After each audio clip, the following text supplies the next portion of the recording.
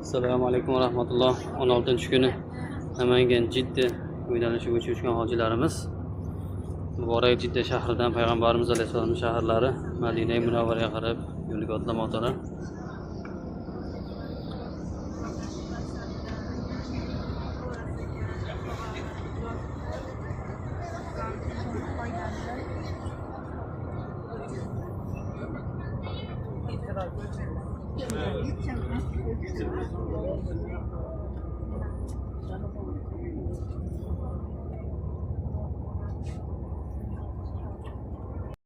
Xos odoblaridan biri shuki, u joyda qattiq ovozda, baland ovozda gapirilmaydi.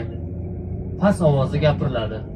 Bu haqda Alloh taolo Qur'oni Karimda oyat nazil qilganki, ey iymon keltirganlar, ovozlaringizni payg'ambarning ovozidan baland ko'tarmanglar degan. Shuning uchun o'zaro gaplashganimizdami past gapiramiz yoki masalan biror sherigi sizdan oldinroqda ketayotgan bo'lsa, uni falonchi deb baqirib chaqirmaysiz. Balki yetib olib turib sekin chaqirasiz. Madinada ozor berishlik shu daraja taqiqlanganki, ko'ryapsizmi, hattoki sherigingizni baqirib chaqirmaysiz.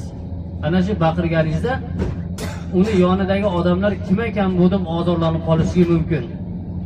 Shu darajada hurmatda saqlanadigan shahar. Keyin mana hozir borganda ko'rasizlar, masjidning ichiga kirayotganda ba'zi joylar bor, oyoq kiyimni qo'yib qo'yasiz. Haligi oyoq kiyimni yerga qo'yayotganda sekin egilib qo'yasiz. Tepadan tashlaganingizda xunuk ovoz chiqadi. Shuning uchun egilib pastga qo'yiladi oyoq kiyim ham.